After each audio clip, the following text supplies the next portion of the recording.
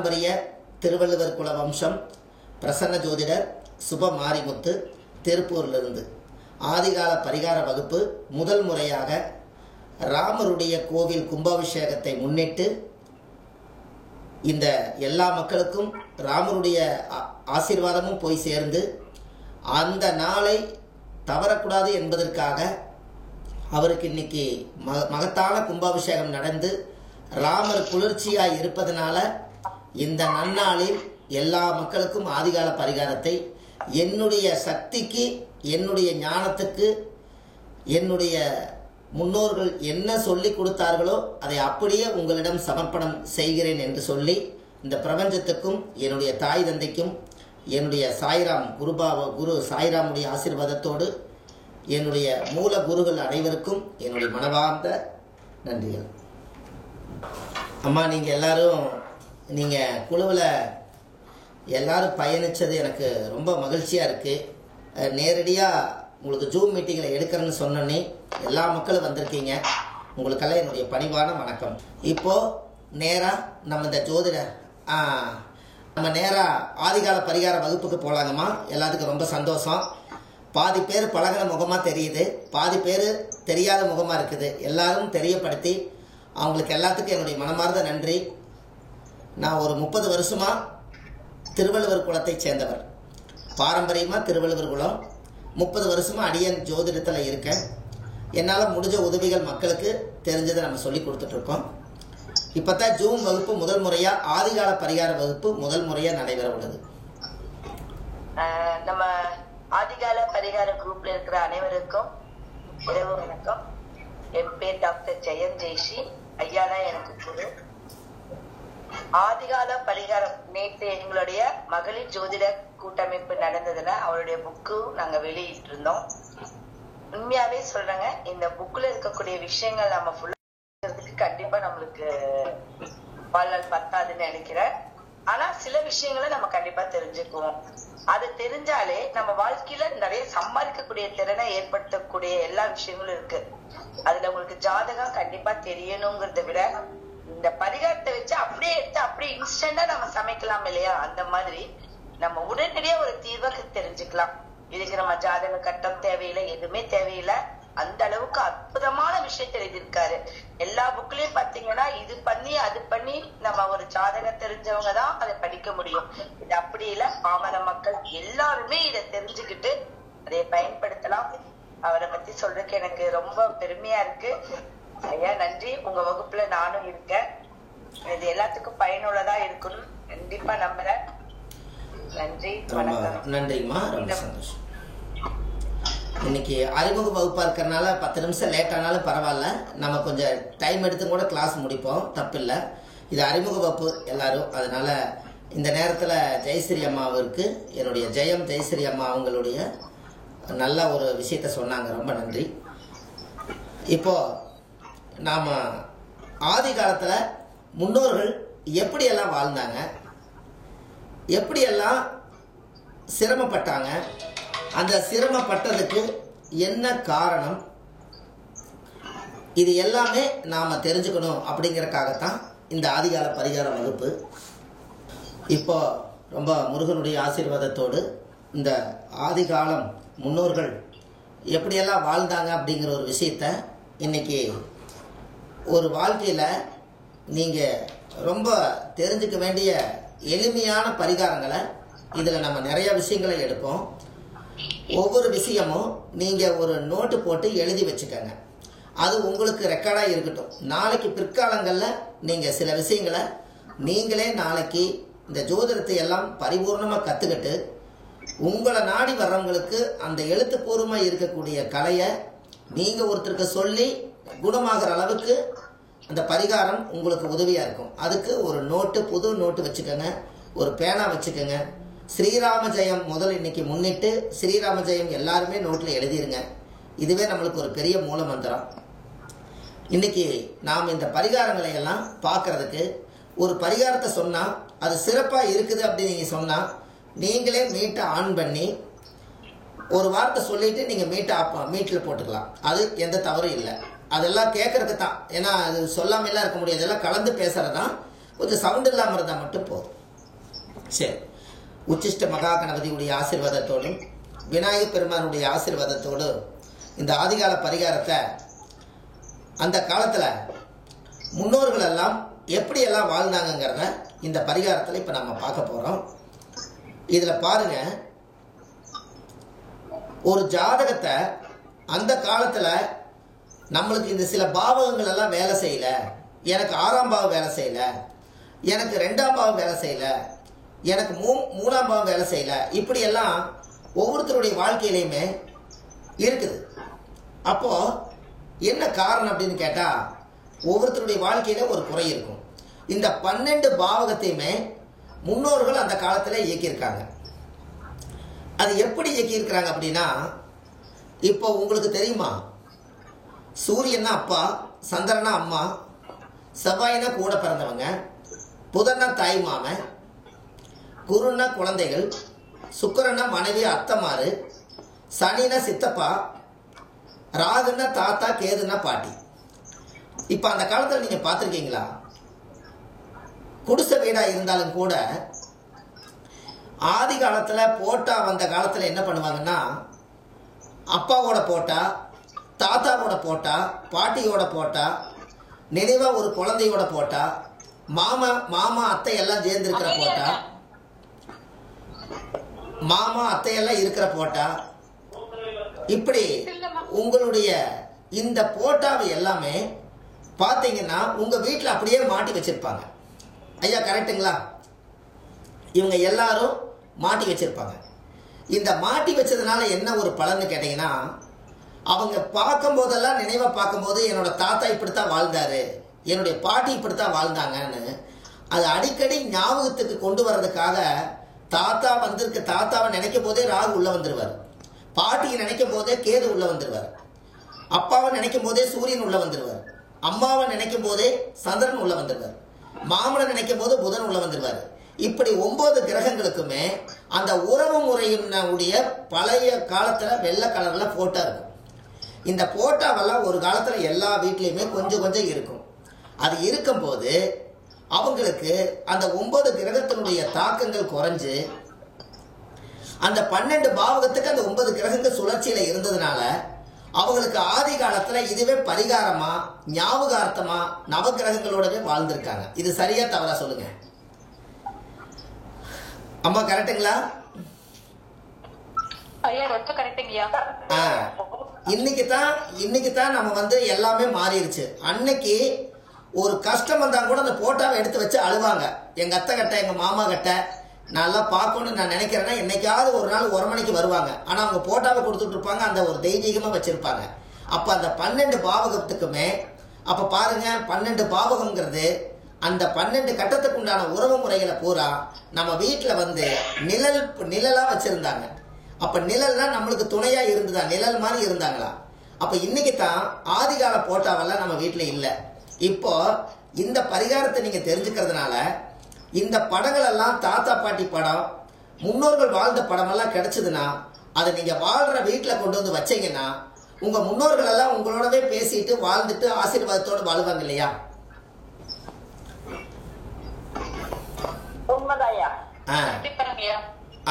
இன்னைக்கு நிறைய உட்டு, இந்த மாதிரி சில்வர், இதுல வீடை வேற மாதிரி பண்ணிட்டோம். ஆனா அந்த காலத்துல காலையில எந்திரிச்சு தூங்கி எந்திரிச்சு முழிக்கிறதே, இன்னைக்கு நான் தாத்தா மூஞ்சில முழிச்சேன், நான் பாட்டை மூஞ்சில முழிச்சேன், எங்க அத்தை கட்டத்தை இன்னைக்கு மூஞ்சில முழிச்சேன். ஒவ்வொருத்தர் தலைமைட்டு கடையிலேயே போட்டோ எடுத்து வச்சிருப்பாங்க, இவங்களை பார்த்துட்டு போனா யோகம் வரும்னு. அப்ப அப்படியெல்லாம் வாழ்ந்த காலம் எல்லாம் இன்னைக்கு நினைவுக்கும் கூட வராத அளவுக்கு நிறைய மாறிட்டே இருக்குது. ஆனா இன்னைக்கு நம்மளோட ஜாதகத்துல எல்லா உறவு முறைகளும் நம்ம கூட வாழணும்னா இனிமேலாவது அவங்க படத்துக்களை எல்லாம் நாம எடுத்து செட் பண்ணி நம்ம வீட்லயும் அவங்களை எல்லாம் ஒரு உறவா பார்த்தா நம்ம ஜாதகத்தில் இருக்கக்கூடிய கிரகத்துக்கும் அவங்களுக்கு ஒரு தொடர்பு இருக்கா இல்லையா சொல்லுங்க?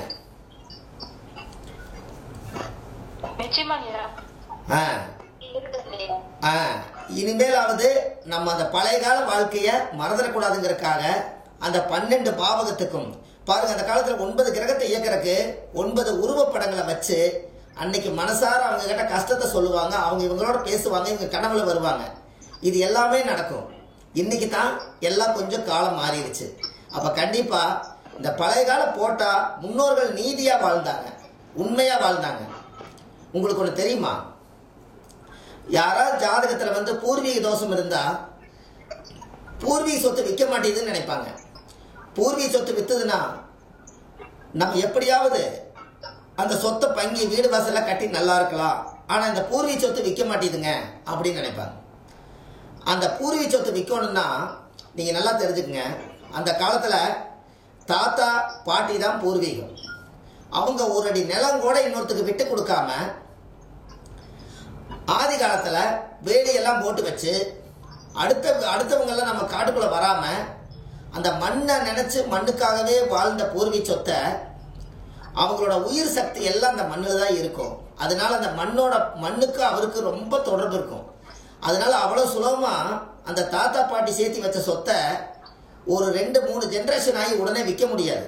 அதனால அது என்ன லாக் பண்ணிரும்னா, 5ல கேது, 5ல ராகு, 5ல சனி, லக்னத்துக்கு 5ஆம் இடத்துல இதெல்லாம் பாவ கிரகங்கள்லாம் போய் உட்கார்ந்து அந்த பூர்வீக சொத்தை விற்க விடாம நம்மளையும் வாழ விடாம அந்த முன்னோர்கள் இறந்து போனவங்களுடைய ஆத்மா அது என்ன பண்ணுன்னா அந்த மண்ணுக்குள்ளேயே இருக்கு. நம்மளுக்கு பரிகாரம் என்னன்னா, நீங்க அந்த சொத்து விற்கணும்னா நல்லா தெரிஞ்சுக்கங்க, அந்த சொத்து யாருகிட்ட இருந்து வாங்கியிருப்பீங்க? இருந்து பாட்டி கிட்ட இருந்து வாங்கியிருப்பீங்க.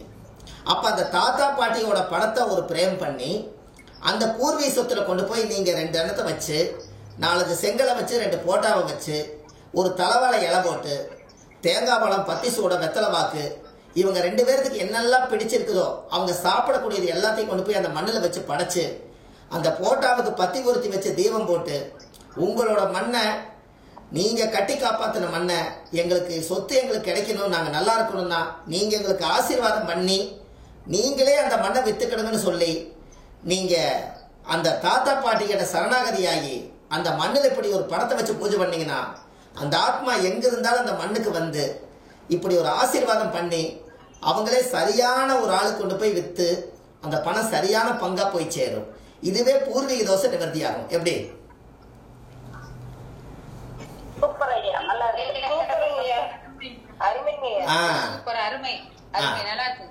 பாருங்க, அப்ப ஆதி காலத்துல அந்த மண்ணை உங்களுக்கு ஒண்ணு தெரியுமா, அந்த அந்த இறக்கும் தருவாய் வரும்போது யார் கொண்டு போய் பாலை ஊத்துனாலும் உயிர் போகாது.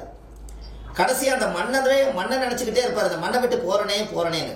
அந்த மண்ணை கரைசி அவங்க வாயில ஊத்துவாங்க, உயிர் போயிரு. கரெக்டுங்களா? மண்ணை கரைசி கரெக்ட், மண்ணை கரைசி அவங்க ஊத்துவாங்க.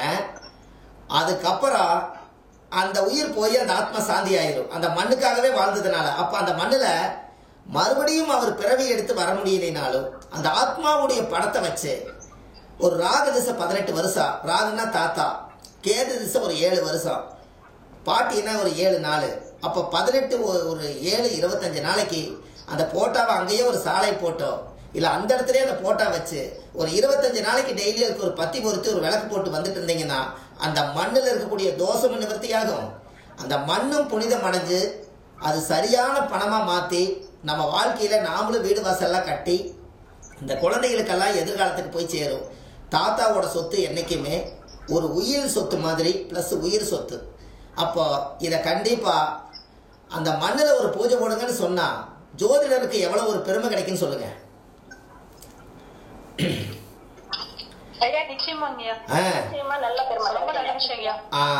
ரொம்ப சந்தோஷம். ஏன்னு கேட்டீங்கன்னா உங்களுக்கு ஒண்ணு தெரியுமா, இது பூர்வீகத்தினுடைய அமைப்பு. அப்ப முன்னோர்கள் அந்த காலத்துல இப்படித்தான் வாழ்ந்திருக்காங்க. உங்களுக்கு இதை விட இன்னொரு பரிகாரம் சொல்றேன்.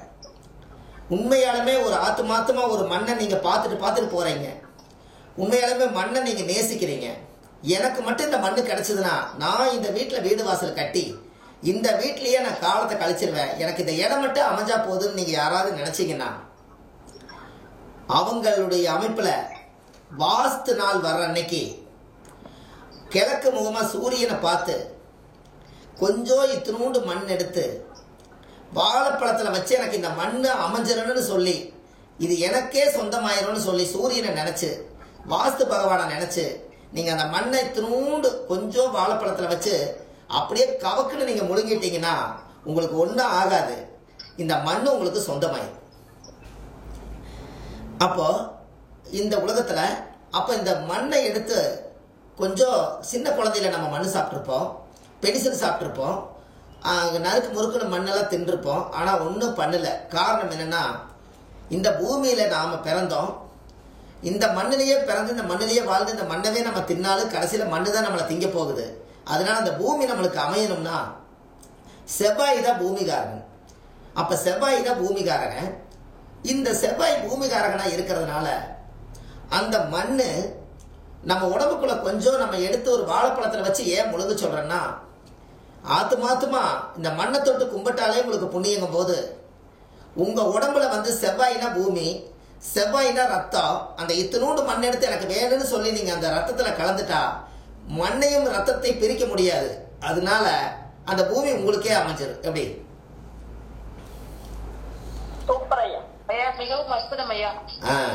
அப்போ செவ்வாதான் பூமிகாரகன். அந்த காலத்துல மண்ணை தொட்டு கும்பிட்டுட்டு பொட்டொன்னு வச்சுக்கம்மா அப்படின்னு அந்த காலத்துல பாட்டு எழுதினாங்க. அப்ப மண்ணை தொட்டு கும்பிடுறது எதுக்குன்னு கேட்டீங்கன்னா, அந்த காலத்துல ஆகாயம் பூமி இது மட்டும் அசையாது, காற்று அசையும், அதுக்கு அடுத்தது நீர் அசையும், நெருப்பு அசையும். அதனாலதான் கடவுளை காலையில வணங்கும் போது அவங்க என்ன சொல்லியிருக்காங்க, ஃபர்ஸ்ட் சாமி கும்பிடும் போது நீங்க நீர் விளாவி கும்பிடுங்கன்னாங்க. அப்ப நீராஞ்சனம் உள்ள வந்துருச்சு. பத்தி பொருத்தி வையினாங்க. காத்து வந்து அந்த பத்தி ஊர பக்கம் ஸ்ப்ரெட் ஆயிருச்சு. அதுக்கப்புறம் கற்பூரத்தை காட்டுங்கன்னாங்க. அப்ப தீப ஜோதி நீங்க காமிச்சோன்னே அதுக்கு ஒரு உயிர் வந்துருச்சு. இதனாலதான் கடவுள் அந்த காலத்திலேயே நீர் விளாவி சூடம்பத்தி காமிங்கன்னு சொன்னதுக்கு இதுதான் கடவுளோட பிரதானம். கரெக்டா இல்லைங்களா? ஐயா இத்தனை நாள் தெரியாது, இப்ப தெரிஞ்சுக்கிட்டேங்கய்யா. தெரிஞ்சுக்கிட்டு அப்போ பாருங்க, நீர் விளாவி கும்பிடுங்கன்னு சொன்னாங்க. எதுக்காக? நம்ம தவச்ச வாய்க்கு தண்ணி வேணும். தண்ணி இல்லைன்னா ஒரு உயிரே போயிடும். அதனால பிரபஞ்சத்துக்கு வந்து நீராஞ்சனம் சமர்ப்பையாமே அப்படின்னாங்க. ஒரு பத்தியை பொருத்தி வச்சு ஒரு நறுமணமா வருதுங்கிறது நாசுக்கான பாயிண்ட். ஆனா ஒரு காத்து அலையில அந்த பத்தியோட வாசம் ஸ்பிரிட் ஆகி ஒரு நறுமணத்தை உருவாக்கும் போது இங்க காற்று ராசி உள்ள வந்துருது. அதுக்கடுத்தது இதுவும் அசையுது. நெருப்பும் அப்படித்தான். எரிய காத்து வந்தா காத்து போய் தள்ளி விட்டா நெருப்பு அசையும். அப்போ நீர் நெருப்பு, இந்த நீரும் நெருப்பும் இந்த காற்றும் ஒரே மாதிரி வரும் பாருங்க வார்த்தை. நீர் நெருப்பு காற்று, அதுக்கப்புறம் பூமி ஆகாயம்னு சொன்னாங்க. இந்த ரெண்டு வார்த்தை சொன்னது மட்டும் பூமி ஆகாயம் ஏன் சொன்னாங்கன்னா, இந்த பூமி வந்து அசையாது, இந்த ஆகாயம் அசையாது. இதுக்கு இடையில மட்டும் இங்க யாராவது வந்துட்டாங்க, சந்திரன் வந்துட்டாரு, அதுக்கு அடுத்தது புதன் வந்துட்டாரு, காத்து ராசிக்கு புதன் வந்துட்டாரு, அதுக்கு அடுத்தது சூரியன் வந்துட்டாரு. கரெக்டுங்களா? சூரியனும் புதனும் அதுக்கப்புறம் சந்திரனும். கரெக்டுங்களா? அப்ப அதனாலதான் ஆதி காலத்துல இருந்து பாருங்க, சூரியனுக்கு முன்னும் பின்னுமே இந்த காத்து வந்து சூரியன் கிட்ட போயிட்டு வரும். கரெக்டா இல்லைங்களா?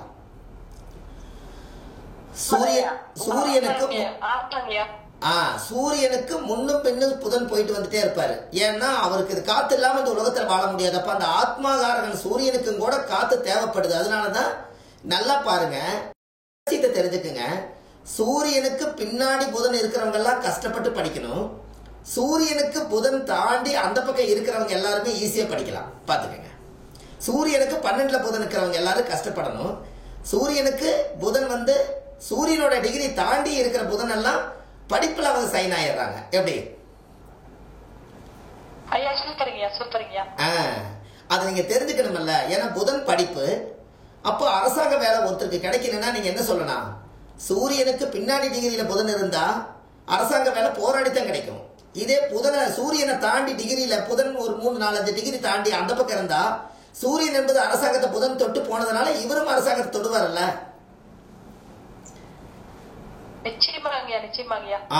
நீங்க உங்களுக்கு ஒண்ணு தெரியுமா, ஒரு ஜாதகத்துல லக்னாதிபதி 4ஆம் இடத்துல இருந்தா இந்த ஜாதகர் 4ஆம் இடம் என்பது தாய்.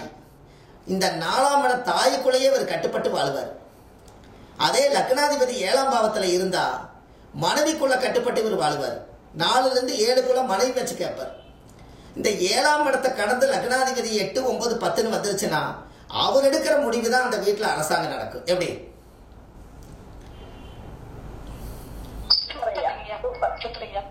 நீங்க உங்க ஜாதகத்துல பாருங்க, எனக்கு விருச்சிக லக்னம், எனக்கு லக்னாதிபதி 10ல இருக்குது. இப்ப சொல்லுங்க, யாரு பேச்சு கேட்க முடியுது?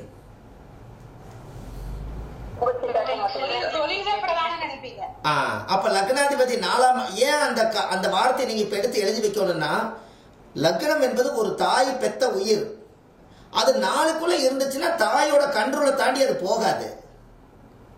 அப்ப தாயை கடந்து போறதுக்கு இவர் வரம் வாங்கியிருந்தா, லக்னாதிபதி 5ஆம் பாவத்திலிருந்து 7ஆம் பாவத்துக்குள்ள இருந்தா தாயை விட்டுருவாரு. மனைவி வச்சு கேட்டுக்கிட்டு மனைவிக்குள்ளேயே வாழ்வாரு. அந்த 7ஐயும் கடந்துட்டா யார் இருக்கிறா? இந்த ஜாதகர் 7ஆம் இடம் என்பது கலஸ்திரத்தை தாண்டிட்டா 8ஆம் இடம் ஆயில், 9ஆம் இடம் அப்பா, 10ஆம் இடம் தொழில், 11 லாபம், 12 ஜீவன். இவரா வாழ்றதுக்கு வழியை தேடிக்குவார். எப்படி? சூப்பர் ஐயா. அப்போ சொல்றீங்க என்னங்க? தெளிவா புரிய முடியும் சொல்றீங்க ஐயா. அந்த தெளிவுன்னு சொல்றீங்க பாத்தீங்களா? அது இருந்தா தான் உங்களால புரிஞ்சுக்க முடியும். அது நீங்க நல்லா தெரிஞ்சுக்கணும். அப்ப என்னன்னா, ஒரு ஜாதகத்துல இப்ப நீங்க நல்லா பாருங்க, திருமண பொருத்தம் பார்க்கும்போது உங்களுக்கு தேவைப்படும். எப்படி? லக்னாதிபதி 4ல இருந்தா ஜாதகம் பார்க்கும்போது இங்க பாருங்க, என்ன பண்ணீங்கனாலும் சரி, பொண்டாட்டியை பார்த்துக்கிறாரு, அது 2வது பிரச்சனை. ஆனா இவர் தாய் வச்சுதான் கேட்பாரு. பொண்டாட்டிக்கு சந்தோஷம் கொடுக்கணும்னா கொஞ்சம் கஷ்டம்தான். இதெல்லாம் நீங்க தெரிஞ்சுட்டு தான் நீங்க சம்பந்தம் பண்ணிக்கணும். ஏன்னா இவரோட ஜாதகத்துல விதி லக்னாதிபதி 4க்குள்ள இருக்குது. தாய் உயிரோட இருக்க வரைக்கும் அவங்க கண்ட்ரோல தான் இருப்பாரு. அதையும் மீறி அவர் வாழ்க்கையில இருப்பார். இதை சொல்லிக்கலாம். அடுத்து 4ஆம் இடத்துல இருந்து 7ஆம் பாவத்துல இருந்தா அந்த அம்மா கிட்டே சொல்லலாம், கல்யாணம் சொன்னியுமே பொண்டாட்டி வச்சு கேட்டு இவர் இந்த பக்கம் வந்துருவாரு, 4ஆம் பாவம் தாயை விட்டுருவாரு, அதனால மனைவி வச்சு கேட்பாரு. அப்படித்தான் வருங்க. உங்களுக்கு மனைவி சொத்துன்னு சொல்லலாம். அப்போ இந்த இடத்துலயே திருமணம் பண்ணும்போது ஒரு முடிவு செஞ்சு கூட நீங்க சம்பந்தம் கணக்கு சொல்லலாம் இல்லையா? நீங்க சொன்ன விஷயம் என்னுடைய லைஃப்கே பொருந்துங்கய்யா. பாருங்க, அதுதான். இதே ஆணுக்கா இருந்தாலும் பெண்ணுக்கா இருந்தாலும், அப்ப பெண்ணா இருந்தாலும் கூட அப்ப அவங்களுக்கு புருஷனை தாண்டி ஒரு லக்னாதிபதி இருந்தா அவங்க புருஷனையும் மீறி அவங்க ஒரு சுயமா ஒரு தொழில் பண்ணி வாழ்க்கையில வெளியில நல்லா இருக்கும்னு நினைப்பாங்க. அதே லக்னாதிபதி 4க்குள்ள இருந்தா அந்த அம்மா வச்ச கேட்டுக்கிட்டு, நான் இருக்க வரைக்கும் நீ கவலைப்படாத, நான் சம்பாதிக்கிற சொத்து சம்பாரிச்சு வைக்கிறேன். அதே 4ஆம் பாவத்திலிருந்து 7ஆம் பாவத்துக்குள்ள இருந்தா புருஷனுடைய கையை எதிர்பார்த்து தான் அவங்க வாழ்ந்தாகணும். இப்ப 3 ஆப்ஷன் இருக்குது. லக்னாதிபதி 4க்குள்ள இருந்தா தாயோட கண்ட்ரோல்ல ஆணும் பெண்ணு அவங்க ஒரு பேச்சு அவங்கள கேட்காம செய்ய மாட்டாங்க. 4ல இருந்து 7ஆம் பாவத்துக்குள்ள இருந்தா திருமணம் அமைஞ்சதுக்கு அப்புறம் தான் மனைவினாலதான் அவரோட வாழ்வாதாரமே. 7க்கு அப்புறம் இந்த பக்கம் வந்துட்டா ஜாதகர் என்ன நினைக்கிறாரோ அப்படியே வாழ்ந்துட்டு போவார். கரெக்டா இல்லையா சொல்லுங்க? ரொம்ப கரெக்ட்.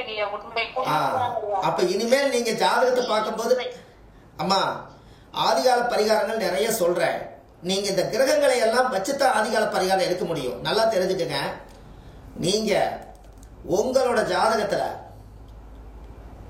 எந்த ஒரு விஷயத்தையா இருந்தாலும் நீங்க நல்லா தெரிஞ்சுக்க. உங்க ஜாதகத்துல இருக்கிற குரு ஒருத்தருக்கு எந்த மாசத்துல குழந்தை பிறக்குன்னு கேட்டா, எந்த மாசத்துல குழந்தை பிறக்குன்னு கேட்டா, உங்க ஜாதகத்துல இருக்கிற குருவும் உங்க வீட்டுக்காரருடைய ஜாதகத்தில் இருக்கிற குரு 2 குருவும் சேர்ந்து 5, 7, 9 எங்க குரு பார்க்குதோ அந்த மாசத்திலையும் லக்னத்துக்கு 5ஆம் அதிபதி எந்த மாசமோ அந்த மாசத்துலதான் நீங்க பெத்த பிள்ளைகள் எல்லாம் அந்த மாசத்துல பிறந்திருப்பாங்க. செக் பண்ணுங்க, சரியா வரும்.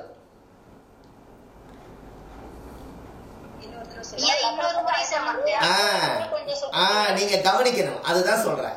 ஒரு குழந்தை பிறக்கணும்னா எந்த மாசத்துல நீங்க எல்லாம் பிறந்தீங்கிறத உங்க ஜாதகத்தில் நீங்க குழந்தை பெற்றிருந்தா உங்க ஜாதகத்தில் இருக்கிற குரு இருக்கிற மாசமும் 5, 7, 9 பாக்குற மாசத்திலையும் லக்னம் இந்த மாசத்துல குழந்தை பிறந்திருக்கான்னு செக் பண்ணுங்க. குரு இருக்கிற மாசம், குரு பாக்குற மாசம் எது வரும்? இப்போ ஒரு உதாரணம், இப்ப மேசத்துல குரு இருக்குதுன்னு வச்சுக்கோங்க. அப்ப சித்திரை மாசத்துல ஒரு குழந்தை பிறக்கும். 5ஆம் பார்வை எங்க பழுகும்? சிம்மத்துல பழுகும். அப்ப ஆவணி மாசம் அந்த குழந்தை பிறந்திருக்கும். 7ஆம் பார்வை எங்க பழுகும்? துலாம் மாசம். அப்ப ஐப்பசி மாசத்துல அந்த குழந்தை பிறக்கும். 9ஆம் பாவம் தனுசு, அது மார்கழி மாசத்துல பிறந்திருக்கும். இது இந்த குடும்பத்துக்குள்ள இந்த 4 கான்செப்ட்ல குழந்தை பிறந்திருக்கான்னு செக் பண்ணுங்க. 2 பேர்த்தோட ஆண் பெண் ஜாதகத்தை சேர்த்து. ஐயா இது என் ஜாதகத்திலே உண்மைங்க ஐயா. எனக்கு குரு ரிஷபத்துலங்க ஐயா. குழந்தை என் குழந்தை முதல் குழந்தை வைகாசிங்க ஐயா. சூப்பர். அதே 5ஆம் இடம் கன்னிங்க ஐயா. என்ன 2வது பொண்ணு புரட்டாசியில பிறந்துக்கிறாங்க. சரியா இருக்குதுங்களா? சூப்பரா இருக்குதுங்க ஐயா. இனி நீங்க ஜாதகம் பார்க்க யாராவது வந்தா கல்யாணம் மூச்சா 2 பேர்த்தோட ஆண் பெண் 2 ஜாதகத்தை எடுத்து குரு எந்த ராசி பாக்குதோ அந்த மாசத்துலதான் குழந்தை பிறக்குன்னு எழுதி கொடுங்க. அவங்க என்னைக்காவது ஒரு நாள் குழந்தை பெத்து அந்த ஜாதகத்தை கொண்டு வந்தாங்கன்னா, சார் நான் உங்களுக்கு ஒரு குழந்தை மாசம் இப்பதான் நீங்க பெத்து கொண்டு வருவீங்கன்னு சொன்னேன்ல, உங்களுக்கு அது சரியா இருக்குதுன்னு சொன்னீங்கன்னா அங்க ஜோசியர் ஜெயிச்சிருவீங்கல்ல. நீங்க சொன்ன இந்த இது வந்து கரெக்டா இருக்குங்க. என்னுடைய இதுலயும் என்னுடைய ஜாதகத்திலயும் இப்போ நான் உங்களுக்கு சொல்றேன், நான் சிம்மத்துல எனக்கு குரு. ஓகே, எனக்கு சிம்மத்துல குருங்க, சரிங்களா? எங்க வீட்டுக்கார அம்மாவுக்கு கண்ணியில குரு.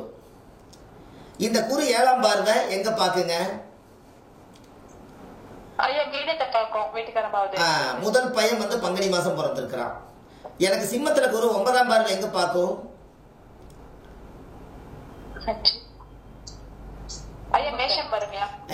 ஒரு பையன் 2வது பையன் சித்திரையில பிறந்திருக்கான். இப்ப சொல்லுங்க. அப்போ அந்த காலத்துல நீங்க ஒரு விஷயத்தை இன்னைக்கு ரகசியத்தை ராமருடைய அவதாரத்துல தெரிஞ்சுக்கங்க. குரு தான் குழந்தை. இந்த குழந்தை எந்த வீட்டை பாக்குதோ அந்த வீட்டுல நான் பிறக்கிறேன்னு அது சொல்லுது, நீங்க எடுத்துக்கிறீங்க, அவ்வளவுதான். எப்படி?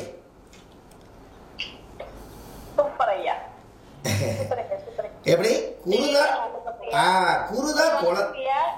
ஐயா சொல்லுங்க. என்னுடைய ஜாதகத்துல கும்பத்துல குரு இருக்காரு. அவரோட 5ஆம் பார்வையா மிதுனத்தை பாக்குறாரு. அதுல புனர்பூசம் நட்சத்திரத்துல எங்க பையன் மிதுன ராசியில பிறந்திருக்காரு. சூப்பருங்க. இத்தனை நாளா குருவோட வீடு தனுசு ராசியில எங்க பொண்ணு பிறந்திருக்காங்க. அம்மா கரெக்டா வருதுங்களா? பார்வை வந்து 7ஆம் பார்வை வந்து இங்க துலாத்துல அவங்களுக்கு. ஆனா இருந்தாலும் எங்க பையன் வந்து புனர்பூச நட்சத்திரத்துல பிறந்திருக்காங்க. பாருங்க, அவரோட பார்வை அங்க இருக்க 5ஆம் பார்வை. சிறப்பு. இது நீங்க சொல்றீங்க பாத்தீங்களா? அதுல இருக்கிற இதுல நீங்க சொல்றீங்க பாத்தீங்களா ஜோசி? என்னங்கம்மா? கிடையாது கிடையாது. 5, 7, 9 பார்வை குரு இருக்கிற பார்வை. சார் குரு இருக்கிற இடத்த அம்மா குரு இருக்கிற இடத்த ஏன் எடுத்துக்கிறீங்கன்னா, குழந்தை அந்த வீட்லயே இருக்குது. அப்ப அந்த மாசத்துல ஒண்ணு நான் உருவாக்கி கொடுக்கறேன், நீங்க கவலைப்படாதீங்கன்னு சொல்லுதல்ல. அதாவது நீங்க ஐயா ஒரு சின்ன டவுட்டுங்கய்யா. கணவனுடைய ஜாதகத்திலேயே மனைவியோட ஜாதகத்திலேயே குரு ஒரே இடத்துல இருக்காரு. அவங்களுக்கு 2 குழந்தைன்னா மாசம் வித்தியாசம் வரும் இல்லைங்க? அது எப்படி? அவங்க ஜாதகத்துல யாரோ ஒருத்தருக்கு வக்கரமா இருந்தா மாசம் மாறி வரும். ஏன்னா இப்படி திரும்பி பார்க்கும் இல்லைங்களா? வக்கரமா இருந்தா மாறி பார்க்குமல்ல. வக்கரமான கிரகம் வைத்தறிச்சல காமிக்கும். அதனால அதை நம்ம குரு வந்து இந்த கணக்கு செய்யும் போது குரு வக்கரம் இல்லாம இருக்கணும். அப்பதான் இந்த மாசங்கள் கரெக்டா வந்து அமையும். நீங்க அது கொஞ்சம் தெளிவா. இப்ப நீங்க ஒண்ணு இல்ல, இப்ப நீங்க குரு பார்த்தா கோடி தோஷ நிவர்த்தின்னு சொன்னீங்கல்ல, குரு பார்த்தா கோடி புண்ணியம்னு சொன்னீங்க. சரி, இதுல நல்லா தெரிஞ்சுக்கங்க. குரு பார்த்தா கோடி புண்ணியம் அப்படின்னீங்க, கரெக்டுங்களா? அப்போ ஒருத்தருடைய வாழ்க்கையில குருங்கிறவர் வந்து ஒரு ஜாதகருக்கு ஒரு மிகப்பெரிய ஒரு புத்திர காரகனா வருகிறார். இந்த புத்திர ஸ்தானம் வந்து அவர் எந்த வீட்டுல போய் எந்த நட்சத்திரத்துல போய் அவருக்கு பிறக்கும் போது உட்கார்ந்து எந்த ராசியை அவர் பார்க்கிறாரு, 3 இடத்த பார்க்கும் போது அந்த உங்களோட ஜாதகத்துக்கு இந்த குரு தவம் பண்ணுவாரா. அந்த குரு தவம் பண்ணி அதுக்கு தகுந்த மாதிரி கல்யாணத்தை மூச்சு அந்த கரு கரெக்டா உருவாக்கி, நான் எந்த மாசத்தை பார்த்து கொண்டு இருக்கிறேனோ அதே மாசத்துல இந்த புத்திரகாரகன் பிறக்கணும்னு இவர் தவம் பண்ணித்தான் உங்களுக்கு இந்த சரியான மாசம் உங்களுக்கு கிடைக்குது. எப்படி?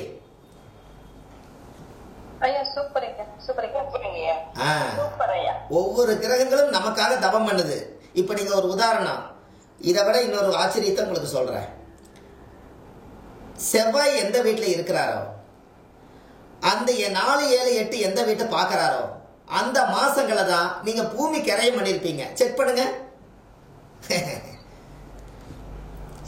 உங்க ஜாதகத்திலையும் கணவரோட ஜாதகத்திலையும் 2 பேரும் உழைச்ச காசுல செவ்வாய் எந்த வீட்டுல இருக்கிறாரோ கணவன் மனைவி ஜாதகத்துல அந்த வீட்லயும் அந்த மாசத்திலையும் செவ்வாய் 4ஆம் பார்வை எந்த மாசம் வருது, 7ஆம் பார்வை எந்த மாசம் வருது, 8ஆம் பார்வை எந்த மாசம் பாக்குதுன்னு பாக்குற மாசத்துல நீங்க கிரையத்துக்கு காசு அப்பதான் கிடைக்கும், அப்பதான் கிரையம் பண்ணிருப்பீங்க. சொல்லுங்க.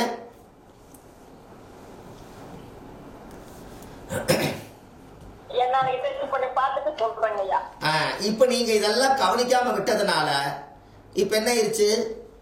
ஓ, இதெல்லாம் நம்மளுக்கு யோகம் வந்துதான் நம்மளுக்கு இப்ப கிரையம் ஆயிடுச்சுன்னு நீங்க நினைச்சிருப்பீங்க.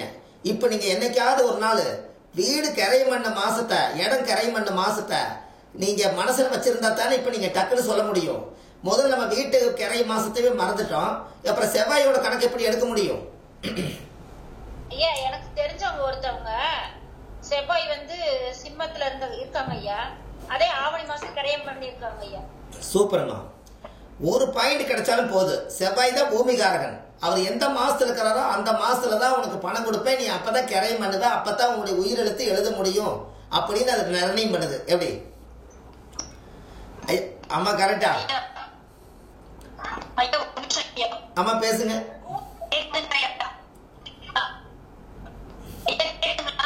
கொஞ்சம் விட்டு விட்டு கேக்குது. பரவாயில்ல, சொல்லுங்கம்மா.